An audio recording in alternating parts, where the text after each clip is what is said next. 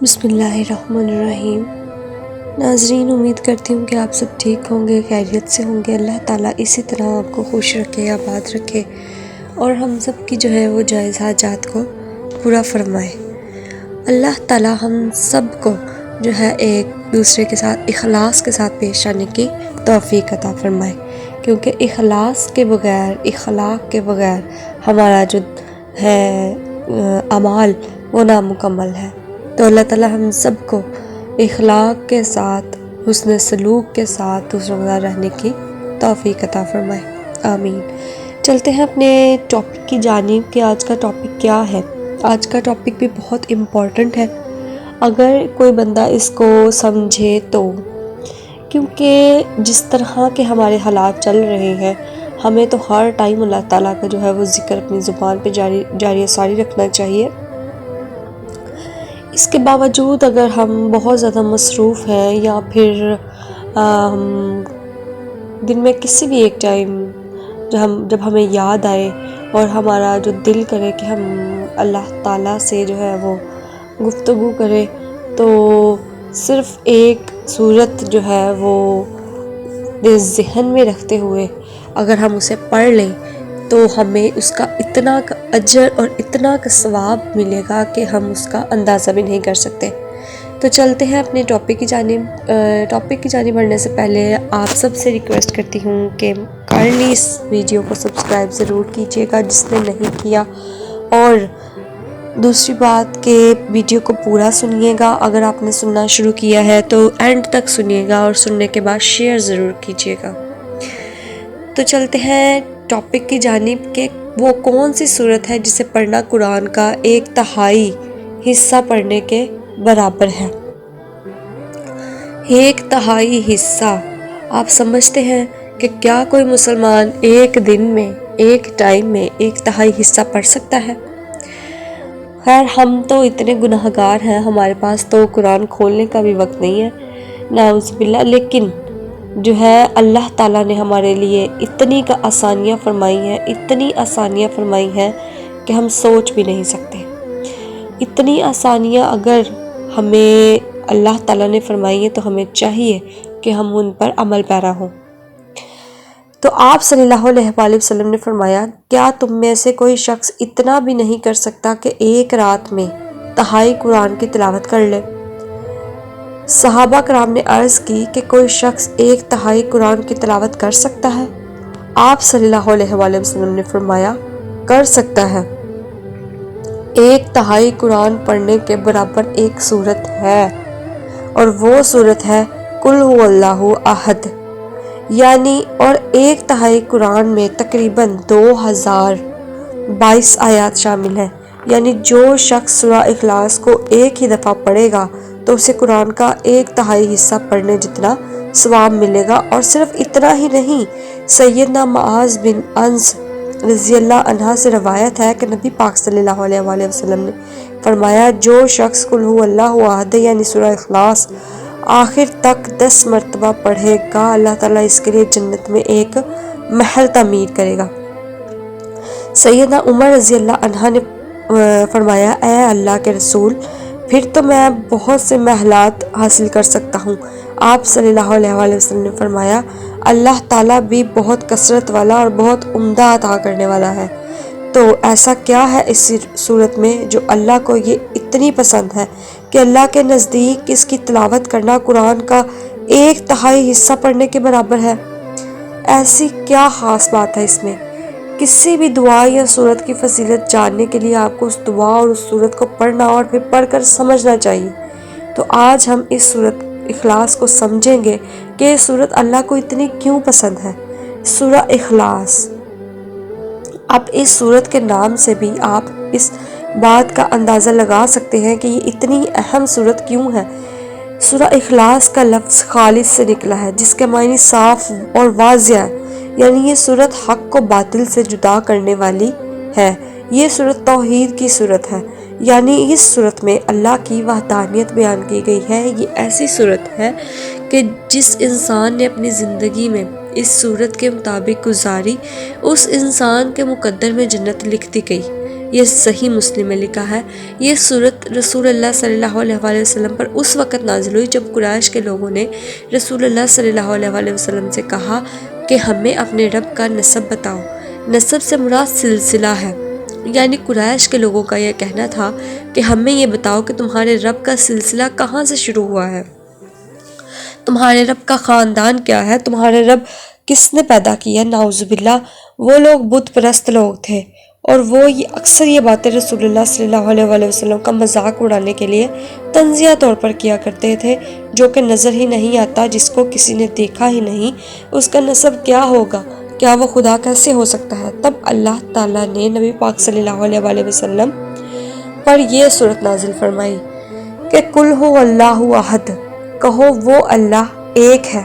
جب کافروں نے رسول اللہ صلی اللہ علیہ وآلہ وسلم سے پوچھا کہ آپ جس کی عبادت کرتے ہیں وہ رب کیسا ہے، تو اللہ نے رسول اللہ صلی اللہ علیہ وآلہ وسلم پر پہلی آیت نازل فرمائی۔ اس آیت میں سب سے اہم لفظ احد ہے، جو اللہ کی ذات کے علاوہ قرآن میں کسی کے لیے بھی نہیں بولا گیا۔ احد کے معنی ہے ایک ہونا، یعنی ہر لحاظ سے ایک ہونا۔ جب کافر رسول اللہ صلی اللہ علیہ وآلہ وسلم سے اللہ کے متعلق سوال کر رہے تھے تو اللہ نے رسول اللہ صلی اللہ علیہ وآلہ وسلم سے فرمایا کہ کہو اللہ ایک ہے، یعنی اس رب کی ذات اس طرح ایک ہے کہ اس کے نہ کوئی حصے ہیں، نہ ہی اس کی صفات کسی اور میں پائی جاتی ہیں۔ وہ اپنی ذات میں بھی ایک ہے، اپنی صفات میں بھی ایک ہے، وہ اپنی طاقتوں میں بھی ایک ہے، وہ اپنی تدبیروں میں بھی ایک ہے، یعنی وہ ایسا اکیلا ہے جس میں نہ اضافہ ہو سکتا ہے نہ نفی ہو سکتی ہے۔ وہ یکتا ہے، وہی ہمیشہ سے تھا، ہمیشہ رہے گا، نہ اس سے پہلے کوئی خدا تھا نہ اس کے بعد کوئی خدا ہوگا، اس کے بعد کوئی اجزاء اس کے پاس نہیں ہے، یعنی وہ تقسیم نہیں ہوتا، وہ کسی ذرے سے نہیں بنا، کوئی شکل و صورت نہیں رکھتا جو کسی جگہ میں رہتا ہو، یا کوئی چیز اس کے اندر جو ہے وہ پائی جاتی ہو، جس کا کوئی رنگ ہو، جس کے کچھ اعضاء ہو، جس کی کوئی سمت ہو۔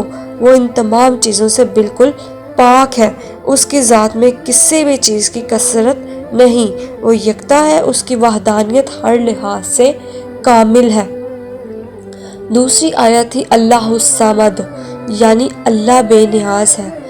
اس آیت میں الصمد کا لفظ استعمال کیا گیا ہے، جس کا مادہ یعنی صاد میم دال ہے، یعنی بے نیاز، بے پرواہ۔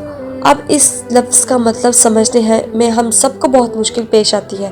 ہم میں سے کچھ اس الجھن میں پڑ جاتے ہیں کہ اللہ کے بے نیاز یا بے پرواہ ہونے کا مطلب یہ ہے کہ وہ اپنی مخلوق سے بے نیاز اور بے پرواہ ہوتا ہے۔ نہیں، اس کا مطلب یہ ہے کہ اللہ اپنی ذات میں اپنے لیے مکمل اور کافی ہے، اسے انسانوں جیسی فکریں نہیں ہوتی اور نہ ہی اسے کسی دوسری ذات کی ضرورت ہے۔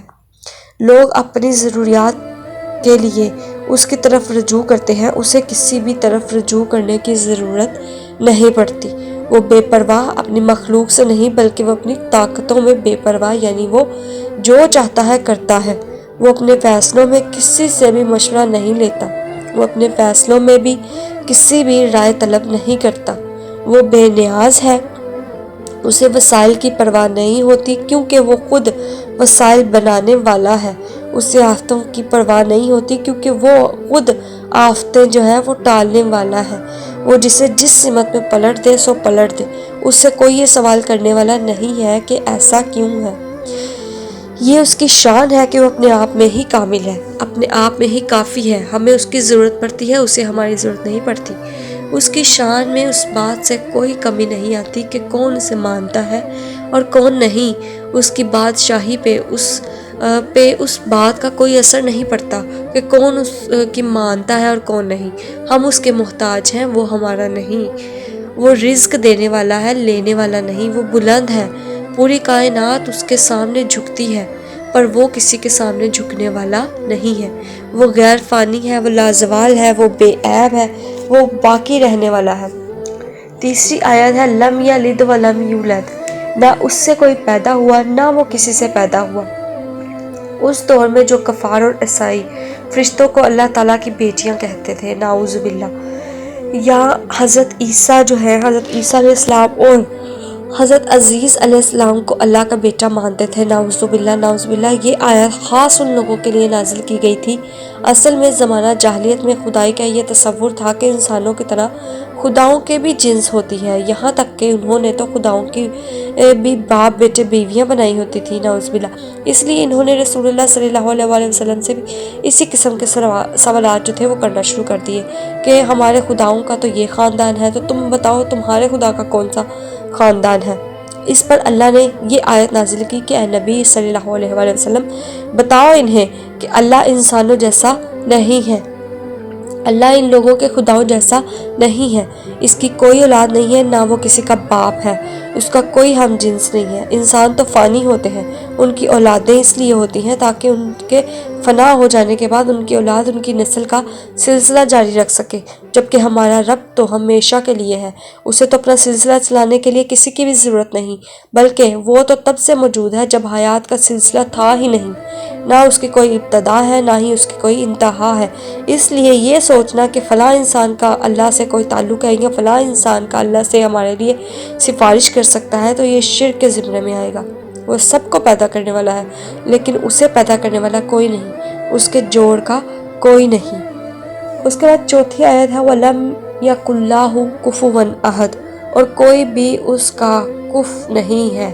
اس آیت میں کف کا لفظ استعمال کیا گیا ہے جس کے معنی ہے کسی کا ہمسر ہونا، کسی کے جیسا ہونا، یعنی اس کائنات میں کوئی بھی ذات ایسی نہیں جو اللہ کا مقابلہ کر سکے یا جس کا موازنہ ہم اللہ کے ساتھ کر سکے، نعوذ باللہ۔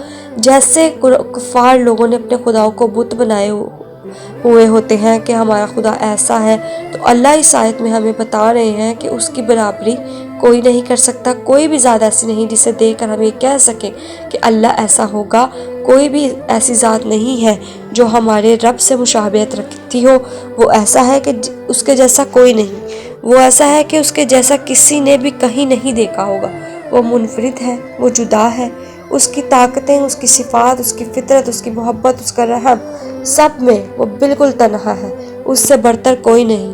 اس لیے ہمیں اس کے ساتھ کسی کو نہیں جوڑنا، صرف وہی ہے جو عبادت کے لائق ہے، صرف وہی ہے جسے سے مانگا جا سکتا ہے، کیونکہ صرف وہی ہے جو ہماری مرادیں، حاجتیں، مشکلات جو ہے وہ پوری کر سکتا ہے۔ اس کے علاوہ کوئی بھی ذات ایسی نہیں ہے جو ہمیں کچھ عطا کر سکے۔ اس کے سوا جو بھی خدا ہونے کا دعویٰ کرتا ہے وہ جھوٹا ہے، اس کے سوا جو بھی غیب کا علم رکھنے کا دعویٰ کرتا ہے وہ جھوٹا ہے، جو بھی اس جیسا بننے کا دعویٰ کرتا ہے وہ جھوٹا ہے اور سراسر جھوٹا ہے۔ اس صورت کا مختصر خلاصہ کیا ہے؟ اس صورت کی 4 مختصر آیتوں میں اللہ کی توحید کو بیان فرمایا گیا ہے۔ پہلی آیت میں ان مشرکین اور کفار کو جواب دیا گیا جو ایک سے زیادہ خداؤں کو مانتے ہیں، یہ فرما کر اللہ ایک ہے، اس کے سوا جو ہے جتنے بھی خدا ہیں وہ سب جھوٹے ہیں۔ پھر دوسری آیت میں اللہ ان کو جواب دیا کہ جو اللہ کو تو مانتے ہیں لیکن پھر بھی انسانوں کو مشکل کشا سمجھتے ہیں، یعنی جو پیروں عاملوں کے پاس اس غرض سے جاتے ہیں کہ ان کی دعائیں اور حاجتیں پوری کریں گے، تو یہ سراسر غلط ہے، یہ ان کے لیے آیت ہے۔ تیسری آیت میں اللہ نے ان لوگوں کو جواب دیا ہے جو اللہ کو دنیاوی رشتوں کے ساتھ منسلک کرتے ہیں، یعنی کہ جو یہ کہتے ہیں کہ اللہ کا باپ کون ہے، اللہ کا بیٹا کون سا ہے، نعوذ باللہ نعوذ باللہ، یہ فرما کر کہ نہ کوئی اللہ سے نکلا ہے اور نہ ہی کسی سے اللہ نکلا ہے۔ چوتھی آیت میں اللہ نے ان لوگوں کو جواب دیا کہ جو اللہ کی کسی بھی صفت میں کسی اور کو شریک ٹھہراتے ہیں، جیسے مجوسیوں کا کہنا یہ تھا کہ روشنی کا خالق کوئی اور ہے، اندھیروں کا خالق کوئی اور ہے، بھلائی پیدا کرنے والا کوئی اور ہے، برائی پیدا کرنے والا کوئی اور ہے، تو ایسا ہرگز نہیں ہے۔ سو اس صورت میں توحید کے مطلب کے ساتھ شرک کی 4 مختلف اقسام کا بھی ذکر کیا گیا ہے جو آج کے دور میں ہم مسلمانوں میں پائی جاتی ہیں۔ سورہ اخلاص کی بہت اہمیت ہے اور اس کی اہمیت صرف یہاں تک محدود نہیں ہے کہ جس نے ایک دفعہ پڑھ لیا اس نے قرآن کا 1/3 حصہ پڑھ لیا، یا جس نے اس سورت سے محبت کی اس پر جنت فرض ہوگی۔ ہمیں اس سورت کو جینا بھی ہے، ہمیں اس ثواب کی حد تک اسے دیکھنا ہے۔ ہمیں یہ چھوٹی سی صورت ہمیں زندگی گزارنے کا سلیقہ سکھاتی ہے، یہ صرف ثواب کی حد تک محدود نہیں ہے، یہ ہمیں بتاتی ہے کہ ہمارا مالک صرف اور صرف اللہ ہے اور ہمیں اللہ کے علاوہ اور کسی کے خوف جو ہے اپنے دل میں نہیں رکھنا. ہمیں پیروں کے پاس کب جاتے ہیں؟ جب ہم وسائل سے ڈرتے ہیں، جب ہم مقدر سے ڈرتے ہیں، جب ہم دنیا سے ڈرتے ہیں. تو ہمیں ان ساری چیزوں سے نہیں ڈرنا. آپ کیوں لوگوں سے مانگتے ہیں جبکہ لوگوں کو دینے والا بھی آپ کا اللہ ہی ہے؟ آپ کیوں اپنی ذات کی اتنی تذلیل کرتے ہیں جبکہ آپ کے رب نے آپ کو خودداری کے ساتھ جینا سکھایا ہے؟ ایسا بھی تو ہو سکتا تھا نا کہ اللہ جو ہے عطا کا نظام انسانوں کے ہاتھ میں دے دیتا، لیکن اللہ نے ایسا نہیں کیا. کیوں نہیں کیا؟ کیونکہ وہ نہیں چاہتا کہ آپ اپنی سفید پوش جھولی کو انسانوں کے سامنے پھیلائیں، اور انسان تو صرف رسوا اور احسان فراموش ہے. وہ نہیں چاہتا کہ آپ کی عزت نفس جو ہے وہ مجروح ہو. تو جب آپ کے رب کو آپ کی خودداری کا اتنا احساس ہے تو آپ کو کیوں نہیں ہے؟ آپ کیوں ذرا سی دیر ہونے پر انسانوں کی چوکھٹ پر آواز لگانے لگ جاتے ہیں کہ آپ کو اپنی رب کی ذات پہ مکمل بھروسہ نہیں ہے؟ پھر تو ہم یہی کہتے ہیں نا کہ ہمیں اللہ تعالیٰ کی ذات پہ اتنا بھروسہ نہیں ہے، یا ہمارا ایمان جو ہے وہ اس زمرے میں نہیں آ رہا کہ ہم دنیا سے ڈر کے، پیروں کاملوں سے ڈر کے، ہم اپنے جو ہے وہ مسائل سے ڈر کے، اپنی دنیا سے ڈر کے ہم کسی کے پاس جاتے ہیں اور اپنا جو ہے وہ مسئلہ جو ہے وہ اسے سناتے ہیں. تو کیوں ہم اللہ تعالیٰ کو اپنا مسئلہ نہیں سناتے؟ تو کیوں ہم اللہ تعالیٰ سے مدد نہیں مانگتے؟ ہم کیوں اپنی ضرورت جو ہے وہ ضرورت کے لیے دوسروں پہ ڈیپینڈ کرتے ہیں؟ ایسا کیوں ہے؟ مجھے آج تک اس چیز کی سمجھ نہیں آئی کہ جب اللہ تعالیٰ نے یہ فرما دیا ہے کہ نمک، اگر گھر میں نمک کی بھی ضرورت ہو تو وہ مجھ سے طلب کرو، تو پھر ہم کیوں انسان ایک دوسرے پر جو ہے وہ ڈیپینڈ کرتے ہیں؟ ہم کیوں انسان جو ہے وہ ایک دوسرے پر کہتے ہیں کہ یہ بندہ جو ہے یہ بہت ہی اچھا ہے، یا یہ پیر ہے، یا یہ بہت بڑا کامل ہے، یا یہ بہت ہی اچھا ہے، یہ کر دے گا، یہ وہ کر دے گا. یہ بہت ہی غلط بات ہے. ہمیں جو ہے وہ سمجھنا چاہیے اس چیز کو کہ اللہ تعالیٰ نے ہمیں جتنے میں رکھا ہے وہ اس کی مہربانی ہے، اس کی کرم نوازی ہے. ہم اس سے اگر ہمیں مزید کی خواہش ہے تو ہم اس سے طلب کریں. وہ کسی نہ کسی بندے کا وسیلہ بنا کے ہم تک پہنچا ہی دے گا. یہ اس کا ہم پہ مہربانی ہے. ٹھیک ہے، انسانوں کے پاس تو یقین جانے کچھ بھی نہیں، سب اللہ کا ہے اور سب اللہ کے پاس ہے. شیطان ہمارے پاس مختلف شکلوں میں آتا ہے، اور شیطان کی سب سے پسندیدہ شکل خوف ہے. شیطان انسان کو اس کے ڈر سے بہکاتا ہے اور بھٹکاتا ہے، کیونکہ جب انسان دنیا سے ڈرنے لگتا ہے تب وہ کمزور پڑنے لگتا ہے. پھر آپ اسے اگر یہ بھی کہہ دیں گے کہ فلاں غار میں جا کر بیٹھ جاؤ، وہاں بیٹھنے سے دعائیں قبول ہو جائیں گی، تو وہ انسان وہ کام کرنے کو بھی تیار ہو جائے گا. تو کبھی بھی اللہ کے علاوہ کسی سے نہیں ڈرنا، اور اللہ کے علاوہ کوئی بھی نہیں جو ہم تک بھلائی لا سکے. کسی بھی بندے میں اتنا شعور نہیں ہے کہ وہ خود سوچے اس بات کو کہ ہم اس بندے کے لیے کتنا جو ہے وہ بینیفٹ ہو گئے، یا ہم اس کو کتنا جو ہے وہ دیں گے اور کتنا ہم اس کے لیے کریں گے، یا ہم اسے دینا چاہیے. نہیں، یہ سب اللہ تعالیٰ کی طرف سے ہونے والے معاملات ہوتے ہیں کہ اگر کوئی بندہ ہم تک مدد لے کے پہنچا ہے تو وہ صرف اللہ کی وجہ سے پہنچا ہے. اللہ نے اس کے ذہن میں، اس کے دماغ میں، اس کے دل میں، اس کے اعضاء میں، اس کی سوچ میں یہ بات ڈالی ہے تو تب وہ ہم تک پہنچا ہے. اللہ تعالیٰ نے اس کے دل و دماغ میں اس بات کو، اس مدد کو ہم تک پہنچانا تھا، تو اللہ تعالیٰ نے وہ وسیلہ ہمارا جو وہ بنایا ہے. یہ ہمارا وسیلہ ہوتا ہے. جب ہم اللہ تعالیٰ سے مانگتے ہیں تو اللہ بہت سے وسیلے پیدا کر دیتا ہے، ایسے وسیلے پیدا کر دیتا ہے کہ وہ ہماری سمجھو وہ وہم و گمان سے باہر ہوتے ہیں. تو کوئی بھی جو ہے انسان وہ خود سے جو ہے بھلائی نہیں کر سکتا کسی کے ساتھ. یہ بھی اللہ تعالیٰ کی طرف سے توفیق اور ہدایت ہوتی ہے، یہ اللہ تعالیٰ کی طرف سے مدد ہوتی ہے. یہ اللہ کی طاقتیں ہیں اور اس کی طاقتوں میں کوئی شریک نہیں. دنیا کے خدا کتنے ہی طاقتور کیوں نہ ہو، لیکن ان کے اوپر جو خدا موجود ہے اس کی قدرتوں کے سامنے سب مٹی ہے، سب مایا ہے، سب ہلاک ہے، سب بیکار ہے. تو سورہ اخلاص کو پڑھنے سے کچھ نہیں ہونا. سورہ اخلاص کو جئیں گے تو اللہ راضی ہوگا. اور سورہ اخلاص کیا ہے؟ اندھا توکل، بالکل اندھا، کہ ہم اللہ تعالیٰ کی ذات اور اللہ تعالیٰ کی تعریف کے علاوہ کسی اور ذات کی تعریف نہیں کرتے، اور اس کی صفات میں جو ہے وہ بالکل وہ اکیلا ہے، صفات میں، ہر چیز میں وہ بالکل کامل ہے، اس جیسا کوئی نہیں۔ اور جب ہم اللہ تعالیٰ کی تعریف کرتے ہیں تو اللہ تعالیٰ نے خود فرمایا ہے کہ جو بندہ میری تعریف کرتا ہے مجھے وہ بندہ بہت پسند ہوتا ہے۔ یعنی کہ ہم اگر کسی چیز کی طلب ہو رہی ہے ہمیں، تو ہم اللہ تعالیٰ کی تعریف کریں گے، گرائیں، اس سے مانگیں تو وہ کیوں نہ دے گا۔